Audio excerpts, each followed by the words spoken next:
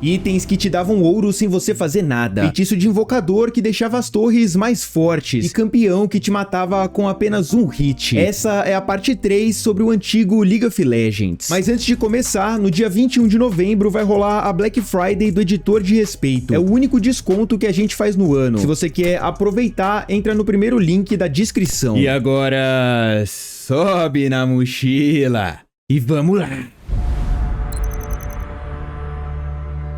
Atualmente, o League of Legends tem 9 feitiços de invocador disponíveis para você usar em Summoner's Rift. Eles estão no jogo desde o lançamento, sofrendo algumas mudanças pontuais ao longo dos anos. Mas você sabia que, na verdade, existiam bem mais opções? Vamos falar sobre os feitiços de invocador que a Riot decidiu remover de Summoner's Rift. O reviver, como o próprio nome diz, permitia ressuscitar seu personagem logo após morrer, sem precisar esperar pelo tempo de respawn. Ele era especialmente útil no late game, quando os tempos de morte eram maiores. O mais bizarro é que ele tinha um tempo de recarga de 9 minutos. A galera costumava usar Karthus com reviver e teleporte. A estratégia era simples. Você morria, causava dano com a passiva, revivia e teleportava de volta pra luta. Quem popularizou essa tática foi o Phantom Lord, um streamer americano que era mono Karthus.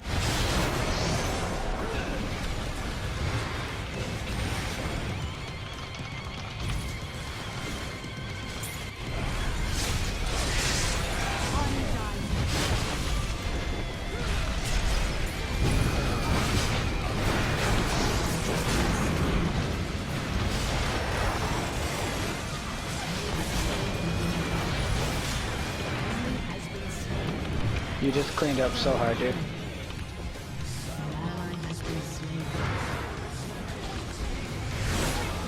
A clarividência permitia revelar uma área do mapa por 5 segundos. Ela foi removida porque quase ninguém usava. Na prática, ter flecha ou ignite fazia muito mais diferença. Um dos feitiços mais inúteis era a clareza. Ela restaurava a sua mana e a de aliados próximos. O problema é que a gestão de mana era irrelevante comparado ao impacto de outros feitiços. Clareza e clarividência serviam mais para trollar um jogo do que para usar de verdade. O promover permitia que você deixasse um minion muito mais forte e ainda pegava o ouro de minions e campeões que ele matasse. O feitiço foi removido, mas a Riot colocou praticamente o mesmo efeito em um item que lançaram no mesmo patch, a Flâmula de Comando. Esse item também foi removido em 2018. Também tinha um feitiço que funcionava nas estruturas, o Fortificar. Ele deixava as torres invulneráveis e aumentava a velocidade de ataque por 7 segundos. Apesar de ser pouco utilizado, existia uma estratégia de ramos com esse feitiço. Você usava o Provocar embaixo da torre e ativava o Fortificar.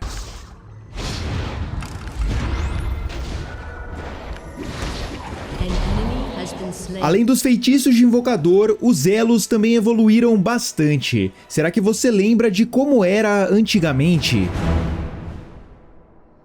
O sistema de elos no League of Legends só surgiu em 13 de julho de 2010, quando introduziram as filas ranqueadas. Antes da Season 3, o League usava o sistema de elo para definir o nível dos jogadores. Esse método foi criado por Arpad Elo, um físico húngaro-americano e desenvolvido inicialmente para o xadrez. Ele serve para medir a diferença de habilidade entre competidores. Naquela época, você via um número de pontos de elo, tipo 1500, 1800, 2000, e quanto maior, melhor você era. Os elos iam apenas do bronze até o platina, e esse era o visual da época. Em setembro de 2012, a Riot adicionou um novo elo acima do platina, o diamante. O desafiante só surgiu no começo da Season 3, em 2013, com apenas 50 vagas. Nesse mesmo ano, a Riot mudou completamente o sistema. Eles removeram os pontos de elo e criaram as divisões de 1 a 5 para cada elo. E foi aí que começou o inferno das séries promocionais. Para subir de divisão, tipo do ouro 4 pro ouro 3, você precisava chegar a 100 pontos,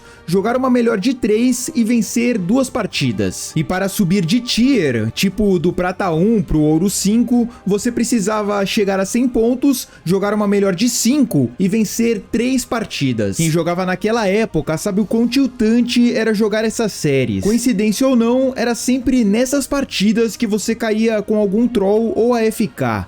Subir de elo era muito mais difícil, mas não era só o sistema de rankings que era diferente, os itens também eram.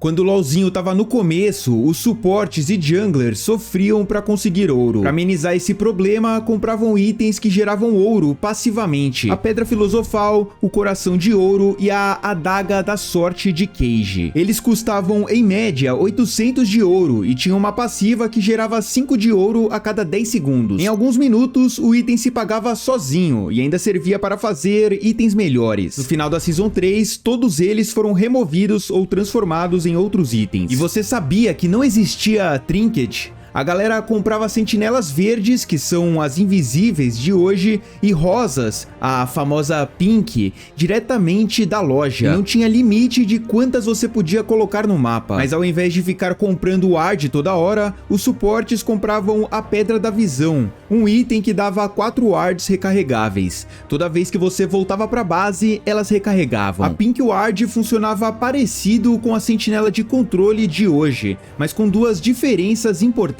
Ela era invisível e não desativava wards inimigas, só revelava. E tem mais, você podia literalmente se transformar em um detector de invisibilidade ambulante. Era só comprar o Elixir do Oráculo e ativar. Ele permitia revelar unidades invisíveis próximas de você por vários minutos. Agora, tem um item que já sofreu várias mudanças e continua no jogo, a Static Shear. Antes, ela podia dar crítico e alguns ADCs usavam para dar burst damage.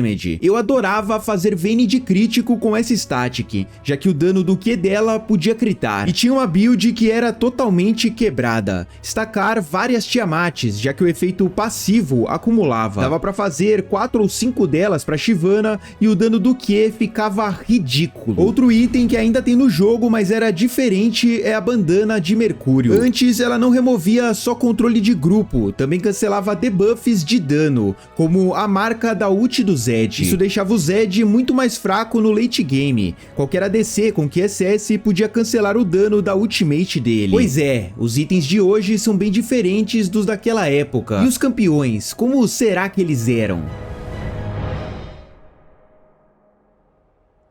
Atualmente é possível desviar da ultimate do Warwick, já que é uma skill shot. Entretanto, naquela época sua ult era point and click. Você apertava R no alvo e pronto, ele ficava preso nas garras do campeão. O Q do Pantheon era a mesma coisa, você selecionava o alvo e ele jogava a lança. Somando isso com a passiva que bloqueava ataques, inclusive de torres, o campeão era extremamente forte na fase de rotas. E o Talon, que não pulava paredes, mas tinha um gap closer que dava silence. Se ele pulasse em você, não tinha como reagir. O silence durava 1 segundo, tempo suficiente para ele te deletar. O Veigar criava a gaiola de forma instantânea. Você tinha que tentar adivinhar onde ele ia usar para não tomar habilidade. O Galho Antigo tinha o taunt na ultimate e era instantâneo. Você apertava R e pegava o time inimigo inteiro sem chance de reação. O Mordekaiser tinha uma ult totalmente diferente. Ele jogava uma maldição em um alvo que dava dano ao longo de 10 segundos. Se o alvo morresse enquanto a ult estivesse ativa, ele virava um fantasma que era controlado pelo Mordekaiser. Você ultava o ADC inimigo e ganhava um jogador a mais no time. Mas a época em que o Mordekaiser realmente quebrou o jogo foi depois do primeiro rework. Ele ganhava toda a XP do minion que matasse e podia pegar o fantasma do dragão.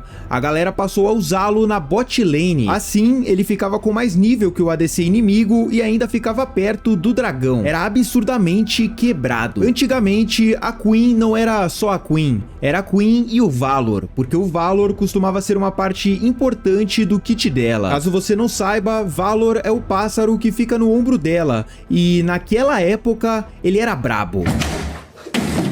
A ult fazia ela se transformar em Valor, ficava melee, mas ganhava habilidades diferentes, mais velocidade de ataque e muito mais velocidade de movimento. Mas o campeão que as pessoas mais sentem saudade é o Graves antigo. Ele não precisava recarregar os auto-ataques, atirava como qualquer ADC normal e seu Q saía em forma de cone. Se todos os tiros acertassem o mesmo alvo, dava muito mais dano. Além disso, a passiva dava armadura e resistência mágica para cada dano dano que ele desse ou tomasse. Era um ADC que podia burstar e ainda ficava tanque. Outro ADC que tinha passiva diferente é o Draven. Se ele te acertasse com o machado, você tomava dano adicional ao longo de 4 segundos. Era difícil sair vivo de um all-in no nível 2.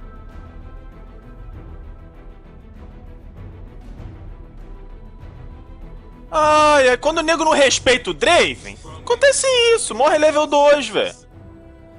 Morre level 2. E eu aposto que essa aqui você não sabia. A Nidalee tinha como rota principal a top lane. Ela não conseguia fazer a jungle porque só ganhava a forma felina no nível 6. Antes da mudança que deixou ela se transformar no nível 1, Nidalee Jungle não existia. Não tem como negar que, olhando hoje, esse League of Legends parece muito estranho. O League mudou e vai continuar mudando. Daqui a 5 anos, os jogadores vão olhar pra trás e sentir a mesma nostalgia que a gente sente hoje. Porque cada época tem seu charme. Essa aqui foi a nossa e foi incrível. E aí, deu pra matar a saudade? Comenta aí do que mais você sente falta daquela época. E não esquece de aproveitar a Black Friday do Editor de Respeito, o link tá na descrição. E claro, clica nesse vídeo que tá passando aqui do meu ladinho, que é a parte 2 de como era o LoL antigo. Esse vídeo tá show de bola, eu tenho certeza que você vai curtir. Clica nele pra assistir, eu te vejo lá, um forte abraço. Falou!